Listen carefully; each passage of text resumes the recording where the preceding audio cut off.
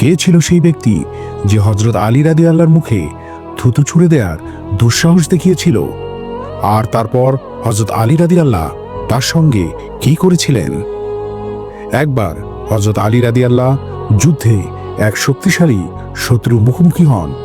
যুদ্ধের ময়দানে তিনি তাকে সম্পূর্ণভাবে পরাস্ত করে ফেলেছিলেন।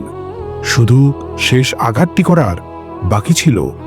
ঠিক সেই মুহূর্তে হঠাৎ করে সেই শত্রু হযরত আলী রাদিয়াল্লাহর মুখে থুতু ছুঁড়ে দেয়। এটা দেখেই হযরত আলী রাদিয়াল্লাহ সঙ্গে সঙ্গে আক্রমণ থামিয়ে দেন।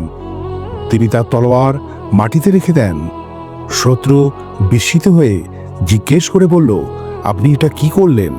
হযরত আলী রাদিয়াল্লাহ জবাব দিলেন, এর আগে আমি আল্লাহর জন্য যুদ্ধ করছিলাম, কিন্তু তুমি যখন আমার মুখে থুতু দিলে তখন আমার মনে রাগ চলে এলো।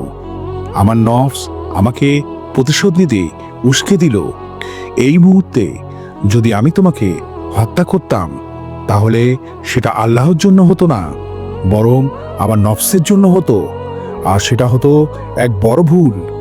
হযরত আলী রাদিয়াল্লাহর এই অসাধারণ সবর ও আত্মসংযম দেখে সেই শত্রু সেখানেই ইসলামের সত্যতা বুঝে মুসলমান হয়ে যায়।